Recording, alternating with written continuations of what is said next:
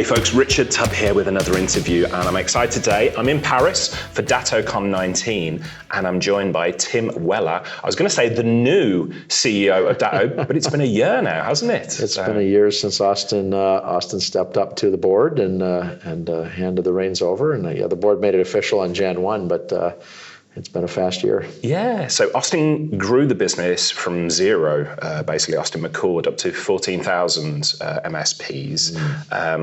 Incredible. How do you step in to those big shoes? And I know you've already grown the business a great deal again, but tell me what the first year has been like for you as CEO. It's been a blur. The channel's moving fast, and so is Datto. I had a terrific opportunity to see Kevin Johnson, the new Starbucks CEO, and he succeeded Howard Schultz, founder of, and I think run the business for 40 years or something like that. And he had a great line about, along the lines of wisdom to understand what's best about the company and what your predecessor did, and courage to change things that need to change as you're growing. And by the way, Starbucks opening a Starbucks every 30 minutes around the world, so I just still can't process that metric. And so Austin and I have had a great relationship, and he gave me advice on his last day to basically say, don't try to be me. This is a great business. Follow the channel, and it'll take care of itself. And so I think people ask me about Austin versus Tim a lot, and what I've said to people is we think about the business very, very similarly, and what's different now is just scale. And he even noticed that in his last couple of years. We're 1,700 employees, 16,000 partners. And the hallmark of Datto was those close personal partner relationships. You could, in the early days, often just get Austin on the phone. You're calling tech support, and it might go right through to him. And we'll do anything for a partner. And so we still want to, and we'll make those promises. Now, how do we deliver on those at scale? So then it becomes down to business process, software systems, training. The culture is still the same, but can you execute at larger scale? And this next phase of the journey, say next 3 to 5 years, is where some companies start to feel like a big company. Yeah. And you'll get the cultural pulse here at Paris. I would love your feedback at the end to see, does this still feel like a DattoCon? Does this still have that fun part? We know we've got the great tech. Does it still have the feel of the place you want to go? Yeah, well, absolutely it does, but I'll give you more feedback on later. But I'm fascinated with your background. I think it's, the path that's led you to being CEO. So you've got a programming and engineering background. I've heard you talk about you grew up like me. I started off with an Atari 600 XL, learning how to program in BASIC, and you've talked about BASIC and Fortran. Yeah. Tell us a bit more about your background. What brought you to here? Yeah, my first serious machine was an Atari 800. There you go, the big brother to the 600 XL. I actually started on a Commodore PET, if you remember back, with the chiclet keyboard. But that was just down at the library. Nobody owned computers, and I shelled out every bit of money I had from all my odd summer jobs when I was a kid, and really emptied the bank account and made a bet on an Atari 800, which was brilliant because I became a video game designer, and so it ended up almost immediately leading me to lucrative work as a software developer. And I was still not quite in university. Had some full-time job offers in the video game industry, but decided to go to school. And stayed in university for a decade. So I pursued a PhD and assumed I would be a professor. I just loved computer science and math. And then something strange happened, which was I had this thought that you only get one chance to sort of set yourself down a career path. And for reasons I won't dive into, I went to Wall Street. I had never honestly visited New York even. Just thought it was exciting. And I covered technology, telecom in particular, and the future of the internet. This is early 90s, so it was just all exploding around us, and so much fun. And I got to meet CEOs of companies all around the world who were trying to think about their broadband strategy, their wireless strategy. It's hard to think about now. We used to use copper wire and pay telephones, the red phone booth in your native land. And so, that was it. I had a nice ride in the 90s in a bull market there and learned so much about where the world was going. And then one of the companies I was interacting with was very small but fascinating, called Akamai Technologies. Yeah. And really not much revenue at all when I was talking to them, maybe $1 million. And they asked if I'd be their chief financial officer and help take them public. So that was 20 years ago, and it's been 5 operating companies since then. So Yeah, I'm not sure if I'm a programmer, a Wall Street banker, but my core is engineering. And my wife will definitely tell you this guy's an engineer, and I've always been around tech companies now. So Datto is just perfect in that regard. I love it. Now, something you referred to earlier about like the pulse of what's happening with the MSP community. Something that I've noticed is there has been a significant upswing in acquisitions, MSP acquisitions. So I spoke to, on an earlier episode of the podcast, I spoke to Mitesh Patel, who's the CEO of FIFO. We did a whole episode about MSP acquisitions. How do you see the market, and why suddenly now are MSPs acquiring other MSPs? Yeah, there's so many reasons. I mean, it's common. I've been in a lot of industries within tech, and it's common at this phase of an industry. If we have 16,000 partners, surely, the upper quartile are executing better at some level and getting some scale and are just more mature businesses, and so they start looking at the rest and saying, can we gain scale? So that's evolution of restaurants or hotels or really any industry. So it's another signal, yet another signal that the channel's growing up. There are real synergies in all tech businesses when you do M&A if you've got your tech stack in order. So, Mitesh is a good example. I mean, he's running a very tight operational business, and then buying younger MSPs who are less mature, you get margin expansion. And so it becomes this opportunity to get not only scale on the revenue side, but really quite a bit of operating leverage from profits. Datto sees it because we'll have two partners that merge, and if they're both Datto partners, that's great. If one or the other is a Datto partner, then we view it as a fresh chance to go into the one that's not and talk about the suite. Of course, in general, we'd rather the acquirer, be on Datto, because then they've standardized on us and they bring it in. So we've generally been a beneficiary of that. When we think about our partners, give you a sense of scale. We did in Barcelona at DattoCon last year, we did an M&A breakout, and my recollection is we had between 8 and 10 MSPs, and actually one of our partners, Tim Walker from the UK, led a panel that I was on this year. We had a breakout in M&A, and I think we probably had 40 to 50 in the room. So I mean, just to give you a sense of the interest, and not different in the US DattoCons either, just very much an acceleration there. I think more MSPs are looking than buying right now.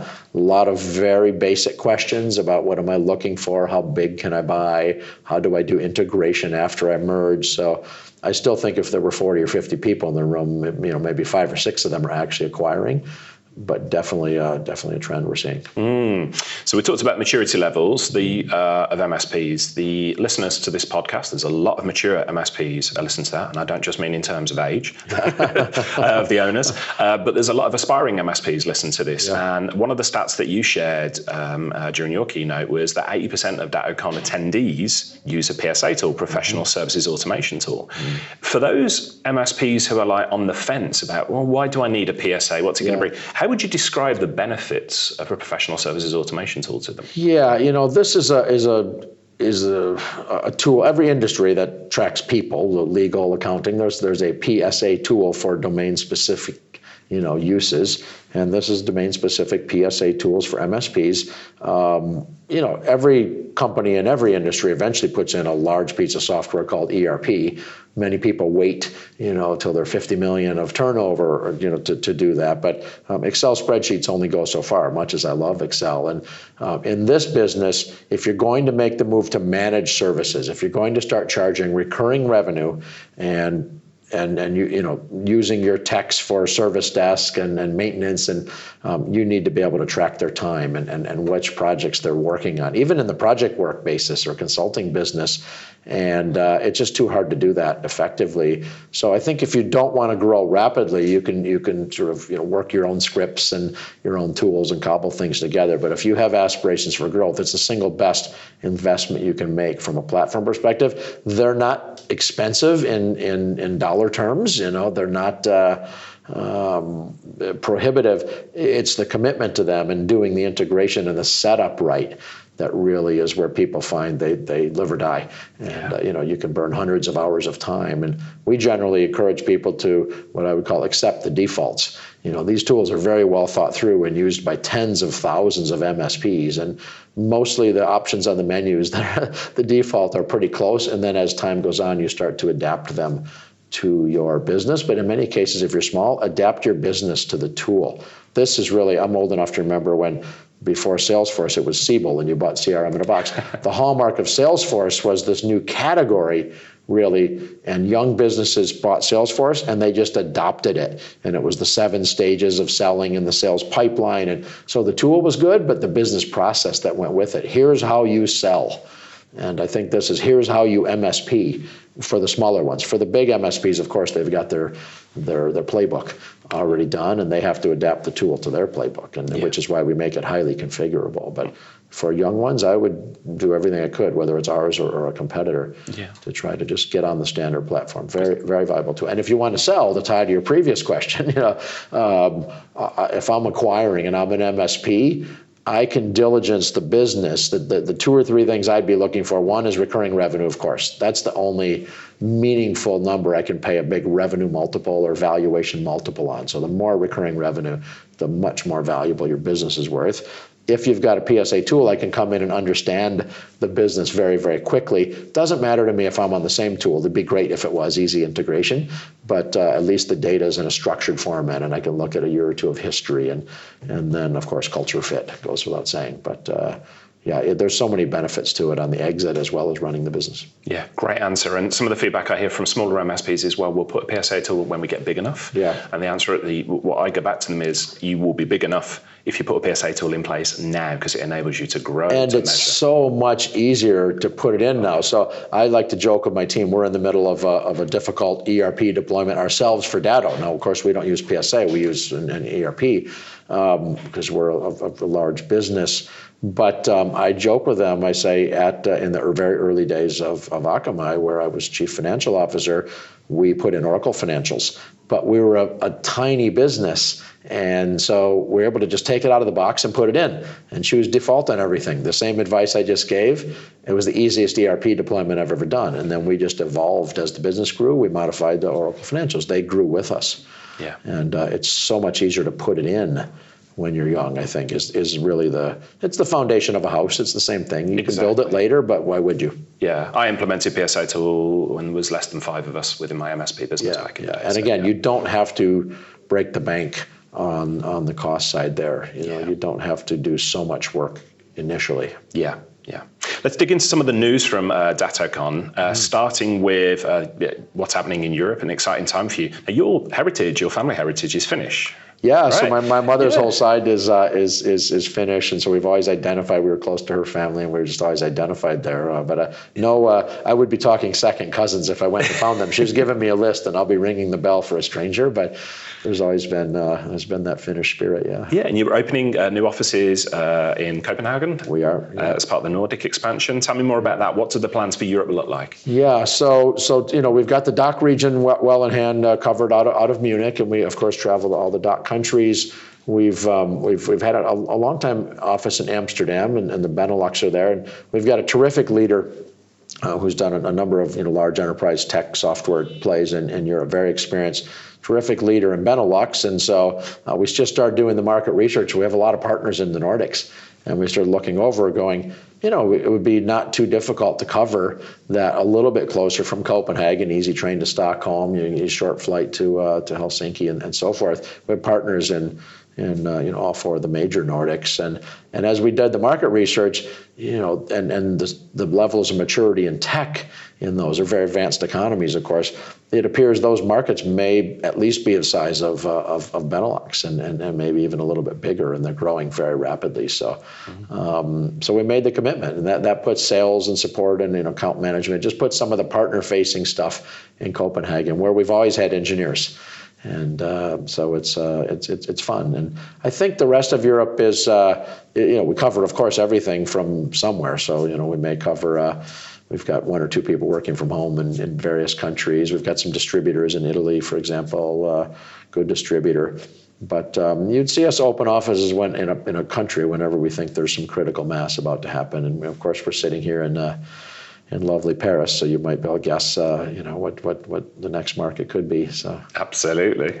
Let's talk about the tech for a minute. One of my favorite subjects, the cloud continuity. During your keynote, you said something I thought was really interesting that I've been sort of banging on about for years. And Clay Continuity, you said it's not just for disasters.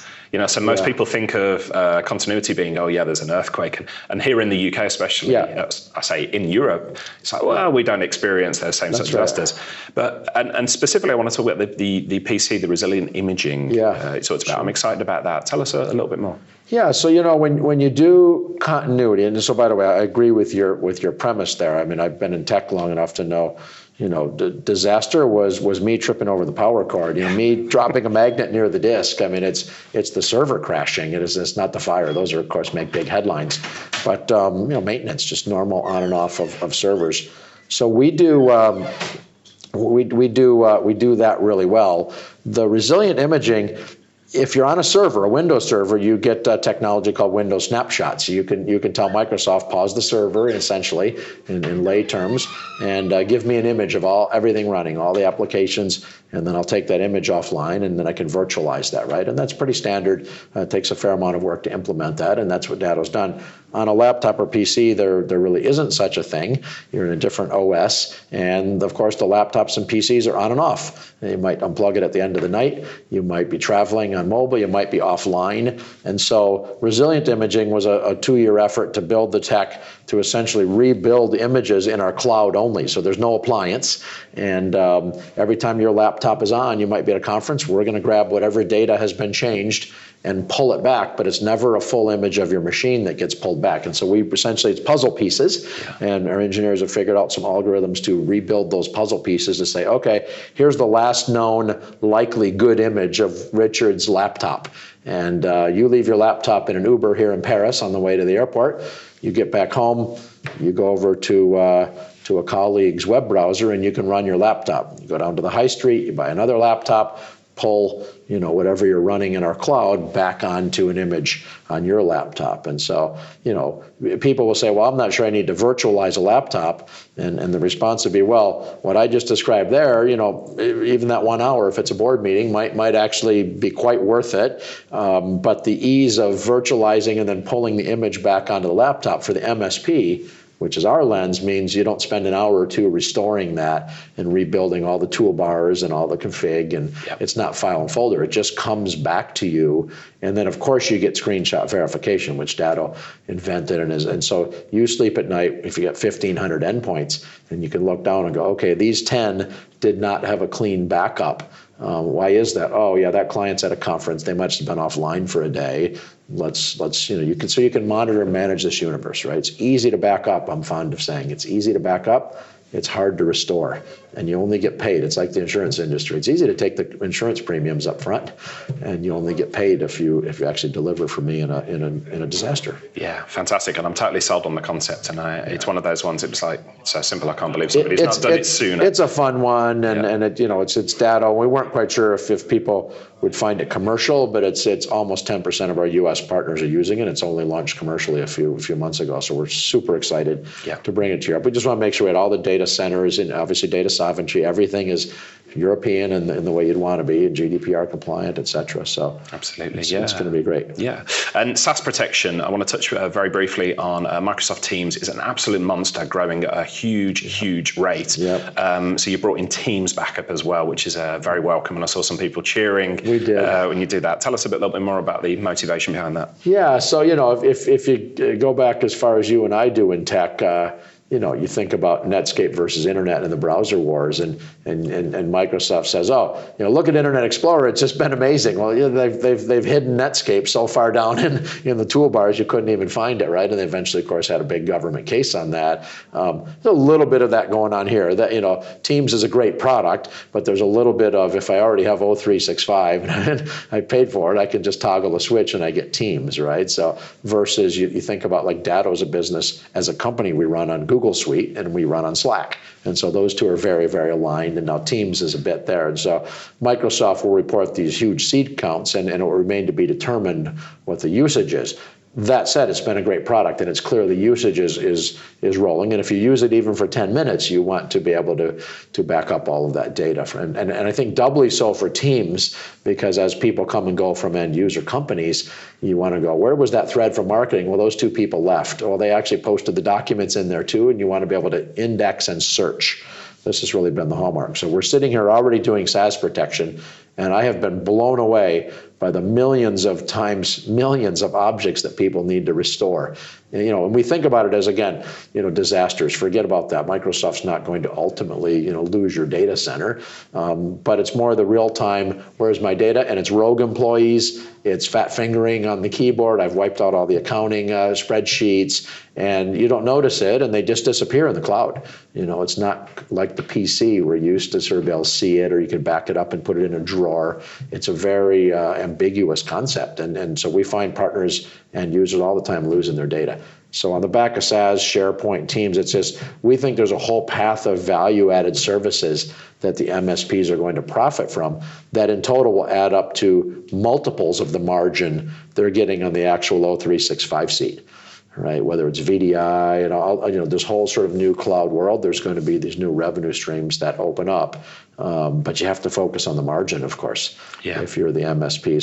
So that's the Datto lens, and we've been hearing teams, and we now think it's a real margin opportunity at scale. So 200 million O365 seats, which is just staggering. So if you're an MSP and don't know what to do today, go sell some SaaS protection to anybody. This is a product you can ring the bell on a new client, and they can say, well, I've got this wonderful MSP over here, and you say, well, I'd like to talk about O365, and I'm going to put some Teams on there. I'm going to do maybe some Vade email security with our partner Vade, and a little bit of a bundle. You might even be able to just get your nose under the tent, so to speak, in using that kind of a tool. Absolutely makes sense. And it's going to be very exciting because there's the prevalence of O365 in Europe. So we're coming towards the end of our time. Just before we go, I always do this with new CEOs. Okay. I reached out to people and I said, who is Tim Weller? What do we think of him? And the feedback I got was that you're a great leader, but also a devoted father as well. Tell me, what does it mean to be a good CEO and a good dad? Yeah, gosh.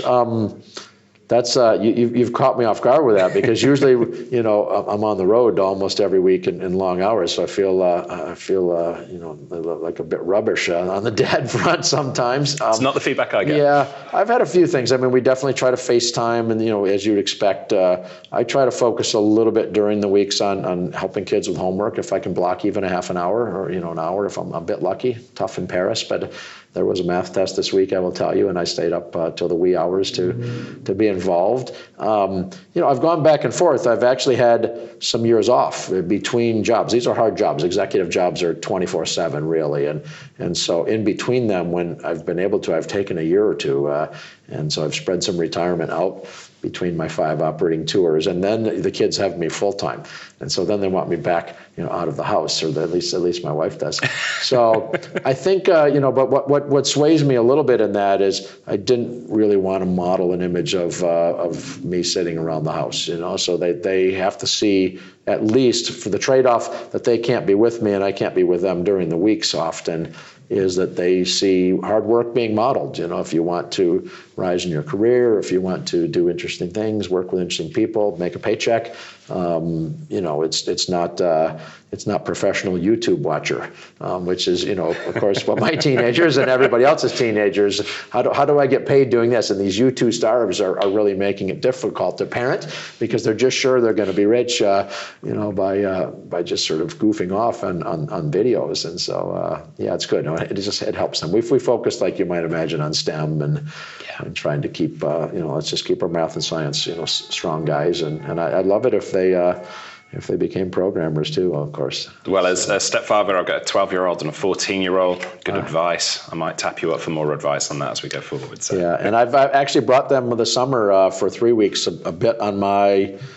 European work tour. We're so big over here, I keep coming and I want to invest more. So we did, London, and we did some of the offices, and then they just toured the cities while I was on the work day, and managed to stop by Finland too, which is very, very strange, because it's light all but 4 hours. So the kids were up on very weird cycles. But and I highly recommend that tour. It was we had a ball. Fantastic, Tim. Thanks for your time today, and congrats on a really successful first year. Thank you. Here's looking forward to maybe this conversation again in Berlin at DattoCon 2020, and we'll see where we are then. It's a date, and we're glad to have you here too. Glad you're enjoying the show. Cheers. Thank you, mate. All right. Take care. Hey folks, Richard here. Thanks for listening today. I know you've got a ton of options for who you listen to nowadays, so I really appreciate your support. Do you have any feedback on this episode? Ideas for future guests? Tweet me at Tubblog using the hashtag TubTalk. I respond to every tweet and really appreciate your feedback.